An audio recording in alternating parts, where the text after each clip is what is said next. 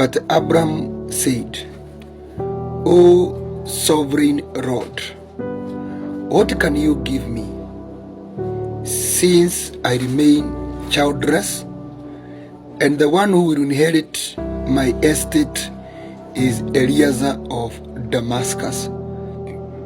And Abram said, you have given me no children, so a servant in my household will be my heir. Then the word of the Lord came to him, this man will not be your heir, but a son coming from your own body will be your heir. Look at verse 5. It's the one that I'm interested with. He took him outside and said, look up at the heavens and count the stars, if indeed you can count them. Then he said to him, so shall your offspring be. Abraham believed the Lord, and he credited it to him as righteousness.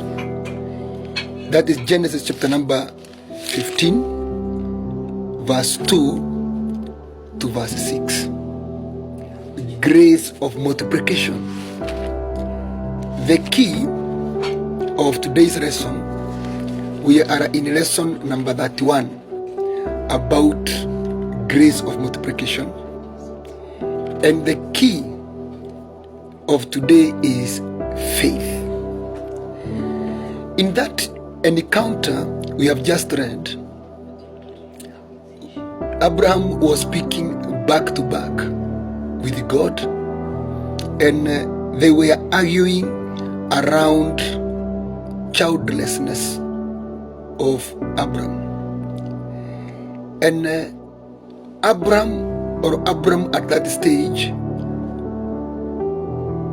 resolved that there is no opportunity, or there is nothing that can be done for him to be a father, leave alone being many. And he considered Eliezer to be the apparent heir of his estate. So he had lost hope that there is nothing can be done for his childless nature to be changed. And I know there are very many people who are that way.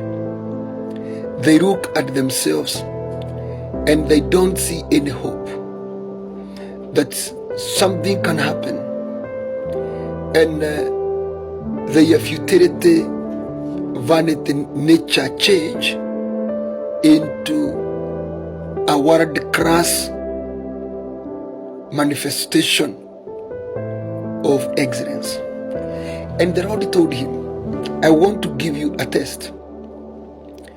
Go outside your house or your tent, look up to the heavens, start counting stars. Even if you can get an accounting company to help you do the counting, start counting. If you'll be able to count the number of all the stars of heaven, the Lord told him, so shall your children be. What is that? The Bible says, what Abram did to possess and partake that prophecy, that word of the Lord, he believed. He believed. Faith is a major catalyst in multiplying you to immeasurable levels, to levels to which you are not able to count what belongs to you, because it is so much. Look at it in Hebrews chapter number 11 verse 11. By faith, Abraham, even though he was past age and Sarah herself was barren, was enabled to become a father because he considered him faithful who had made the promise. I would like you to look at verse 12. Hebrews 11 verse 12. And so, from this one man, and he as good as dead, came descendants as numerous as the stars in the sky, and as countless as the sand on the seashore. By what? By faith. Look in what condition was this man in. He was past the age. Number 2, Sarah's womb was dead, if you read Romans chapter number 4. Number 3, he says, number 3, he says, he was as good as dead. He was as good as dead. So it is that state of there is no hope, there are no chances of turning around. It seems everything has been lost. Time is lost past the age. Womb is dead, meaning the potential or the inner ability has died, and is as good as dead, hopeless, in the state of hopelessness. But the Bible is saying, because of one single factor, faith, he became as numerous as the stars in the sky, and as countless as the sand on the seashore. Genesis 15. And Abraham believed that. That's what he was told, that your children will be as numerous as the stars of the sky. And he believed that.